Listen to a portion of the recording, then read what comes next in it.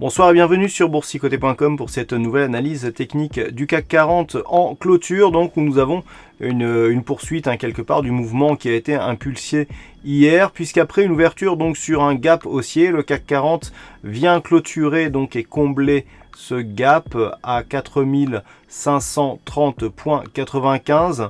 On perd un petit peu de terrain par rapport à hier, on perd 12,5 points avec moins 0,28% sur cette séance. Malgré tout, le biais reste haussier.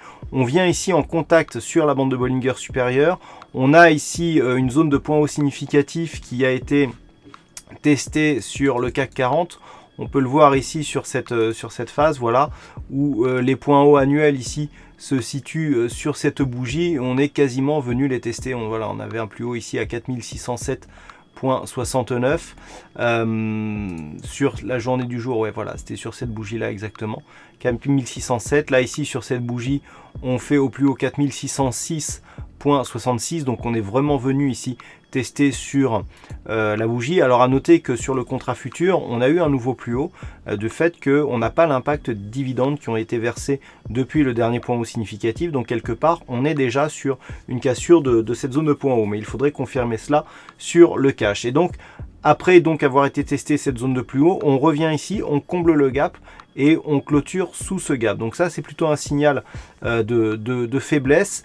Sur les indicateurs, nous avons une configuration qui se neutralise un petit peu, avec ici un RSI qui est neutre. Le stochastique est toujours sur un léger signal haussier, confirmé ici par le MACD.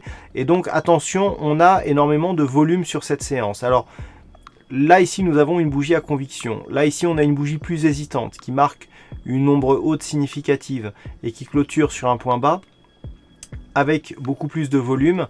Ça, c'est un signal qu'on a eu énormément d'arbitrage sur cette séance, ce qui m'a d'ailleurs été confirmé par un gérant professionnel.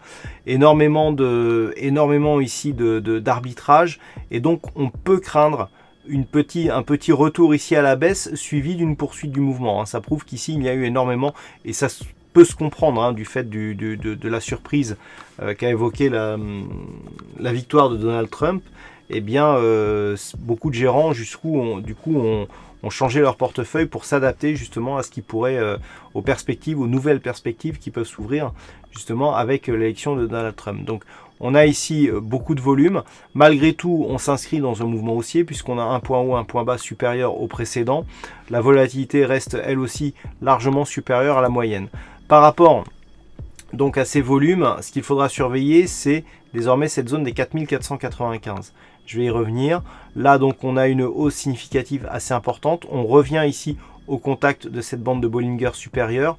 Donc, potentiellement, on est toujours ici sur une dynamique plutôt haussière. Et à partir du moment où on touche cette bande de Bollinger supérieure, tant que l'on ne repasse pas sous cette moyenne mobile 20 exponentielle, eh bien, nous pouvons considérer que nous sommes sur un biais plutôt haussier de fait, et puisque nous avons en plus cassé un nouveau point haut significatif, puisque je rappelle qu'il fallait casser ici ce point haut à 4579 pour valider une poursuite du mouvement haussier, eh bien ça montre qu'on est plutôt en train d'impulser une dynamique haussière, même si la bougie ici est relativement rouge. Donc les points à surveiller, eh bien c'est tout simplement cette zone ici des 4495 points.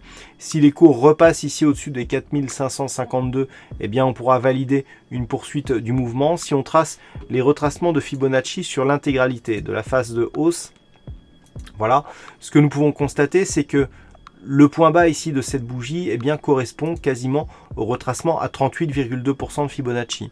Donc par rapport ici, si on considère que nous avons l'impulsion principale avec la phase de consolidation ici sur cette phase, les cours ici se stabilisent entre le retracement des 23,6 et le retracement des 38,2. Tant qu'on ne casse pas cette zone, et donc par extension la zone des 4495, nous pouvons toujours considérer que du point de vue de la tendance court terme, nous sommes dans une poursuite de mouvement haussier. Et cette poursuite sera validée en cas de rupture haussière de cette zone des 4606,70 points. Par contre, sous ici cette zone, on validera un retour possible dans la zone 50,61,8 qui englobe ici cette fameuse zone médiane des 4459 points. Par contre, niveau d'invalidation ici de cette dynamique haussière, 4444,9, donc 4445, puisqu'en cas de rupture de ce niveau, on visera un retracement total. Voilà ce que l'on peut dire donc sur cette analyse technique du CAC 40. Alors en ce qui concerne les statistiques, alors vous aviez vu que la statistique sur la dernière configuration était haussière, hein. Je vous avais montré que sur les 3 précédents cas significatifs, c'était haussier. Malgré tout, on a eu une bougie baissière aujourd'hui. Alors voilà, c'est les limites des statistiques. Je vous dis souvent que pour qu'une statistique soit fiable, il faut qu'elle soit nourrie par un grand nombre d'occurrences. Et donc ce n'était pas le cas aujourd'hui. Et même si on avait 100% de probabilité antérieure, eh bien ça n'a pas suffi pour valider justement plus de force sur cette statistique. Et on a bien une bougie baissière par rapport au niveau d'ouverture.